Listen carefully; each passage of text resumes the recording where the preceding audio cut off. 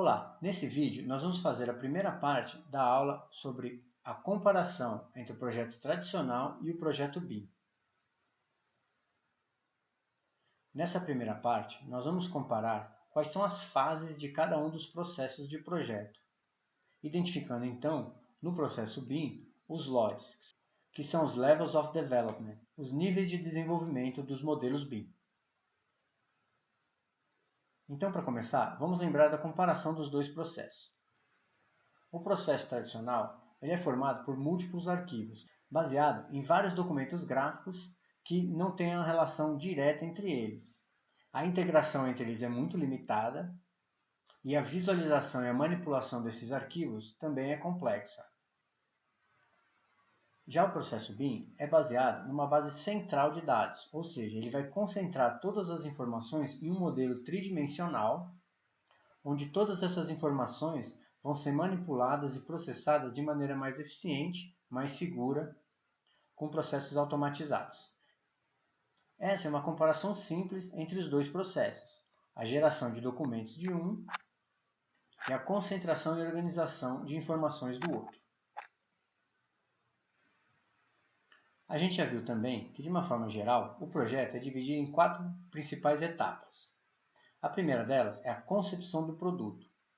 No processo tradicional, essa concepção do produto é dividida entre o levantamento de dados, a definição de um plano de necessidades e um estudo de viabilidade. Nessa fase, vão ser levantados todo um conjunto de informações que vão ser, então, utilizadas para iniciar um projeto. Informações jurídicas, informações técnicas, etc. Também vai se caracterizar o partido arquitetônico e também levantadas possíveis soluções para aquela edificação. Essa fase já pode produzir um estudo de massas dessas soluções que estão sendo estudadas. Depois disso, a gente tem a parte de definição do produto, que no processo tradicional vai ser dividida entre o estudo preliminar e o anteprojeto.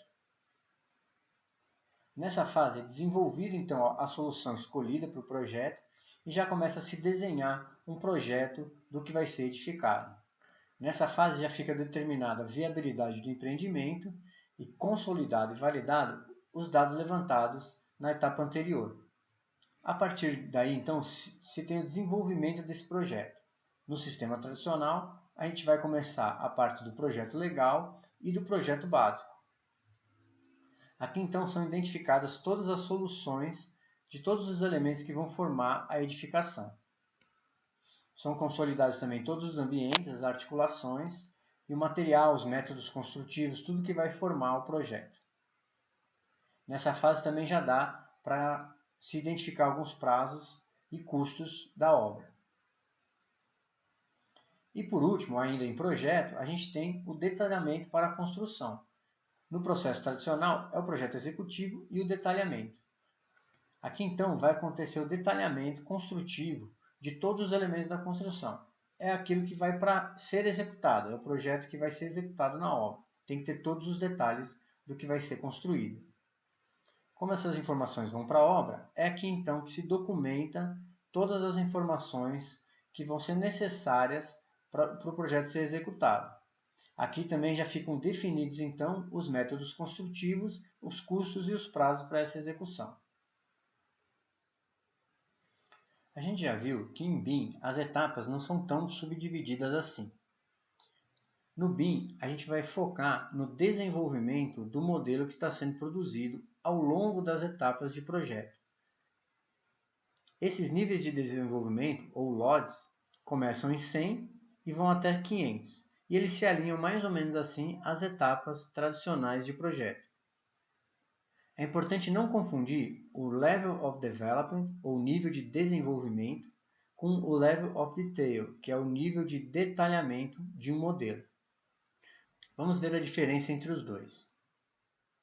Começando pelo Level of Detail, ou nível de detalhamento do modelo. Esse nível de detalhamento pode ser, por exemplo, esquemático. Ele vai ser apenas um símbolo, e esse símbolo vai carregar informações muito simples. Por exemplo, uma cadeira de escritório. Não sei o modelo, não sei as dimensões, eu só sei que nesse momento eu preciso de uma cadeira de escritório. Esse nível pode evoluir então para um nível conceitual. E aí mais informações vão se agregar a essa. Eu já vou ter informações tridimensionais de altura, largura, profundidade desses objetos, mas nada mais do que isso. Ele continua sendo uma cadeira genérica, só que agora com 3 dimensões. Aí eu posso evoluir para um nível de detalhamento realista. Nesse momento, eu já vou então definir a marca modelo dessa cadeira. Já sei que ela vai ter rodízio, vai ter braço ou não vai ter braço, encosto alto, encosto baixo. Eu já sei mais características sobre ela e eu tenho informações também que acompanham esse desenho que vão definir exatamente qual que é essa cadeira. Depois disso, vem o nível então de renderização. O nível renderizado, ele além de ter todas as informações do nível realista, ele também é um modelo de apresentação. Então ele vai ter textura, material, cor, formato, né, iluminação, tudo exatamente como ele vai ser apresentado para o cliente depois. Já os Levels of Development, ou níveis de desenvolvimento, eles vão estar, então, classificados como LOD 100, LOD 200, 300, 400, até 500. E aí cada um deles vão ter características que vão gradativamente aumentar o nível de desenvolvimento do modelo. Quando a gente fala em desenvolvimento do modelo, a gente está agregando não só as informações geométricas que vão mudar de um nível para o outro, como também as informações não geométricas. Então, no LOD 100, a gente tem um modelo conceitual, é um modelo de apresentação. Ele não está relacionado com nenhum fabricante, nenhum modelo, nenhum detalhamento específico, mas ele já carrega uma forma de apresentação, que é para a gente conseguir visualizar o que a gente vai querer construir depois, mas de uma maneira ainda conceitual. O LOD 200 é um nível de desenvolvimento do projeto. Então a gente vai precisar das informações no nível de detalhamento realista, ou seja, aqui para desenvolver o projeto, a gente já precisa então saber qual é a cadeira que a gente quer e as dimensões tridimensionais dela, altura, largura, profundidade e os detalhes, se ela tem ou não rodízio, se ela tem ou não braço, esse tipo de coisa. No LOD 300, a gente atinge um nível que a gente vai precisar fazer a documentação desse projeto. Então, mesmo que a gente não use o nível de detalhamento que a gente usou no LOD 200, aqui a gente já precisa de uma representação fiel. Então, a representação em planta tem que ser exata e a representação em vista também, para que a documentação saia correta. Além disso, a informação não geométrica que ele carrega já carece de mais precisão. Ou seja, eu preciso já saber fabricante, modelo da cadeira, etc., para poder quantificar e orçar isso numa apresentação desse projeto.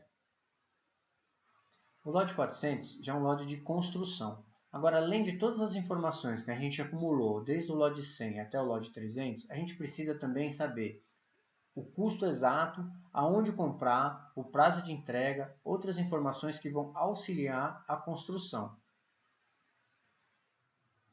E o LOD 500 é aquele que está relacionado com o gerenciamento das instalações. Então, ele vai ter, além de todas as outras descrições, também vai carregar o grau de deterioração, o tempo de vida útil dos elementos, que são informações que vão ajudar a planejar o gerenciamento das instalações que estão construídas. Esses LODs, então, vão ser representados da seguinte forma. No LOD 100, eles não são representações geométricas, são apenas símbolos do que está sendo proposto. No LOD 200, eles já são representações geométricas genéricas do que está sendo proposto e já podem ser acompanhadas de algumas informações não geométricas aproximadas.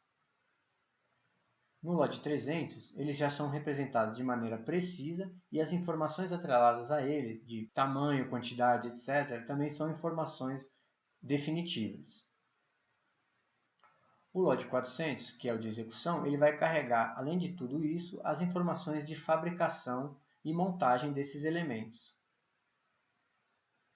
E no LOD 500, ele tem informações bem detalhadas em termos de tamanho, quantidade, forma, vida útil, deterioração, etc., que é o modelo que vai auxiliar a manutenção. Essa foi então a primeira comparação entre o processo tradicional e o processo BIM de projeto, pensando no desenvolvimento fase a fase desse processo, que no processo tradicional é feito baseado em etapas de entrega de projetos, enquanto que no BIM esse acompanhamento é baseado na evolução do nível de desenvolvimento de um modelo que, ao longo das fases de projeto, vai evoluindo e aumentando em níveis de informação e detalhamento para que ele atenda às necessidades de cada fase. No próximo vídeo, a gente vai ver a comparação entre o projeto tradicional e o projeto BIM baseado na curva de McLean. Essa comparação vai nos mostrar algumas facilidades e vantagens do processo BIM em comparação ao processo tradicional, e como que o uso da tecnologia BIM pode trazer benefícios para o processo de projeto. Até lá!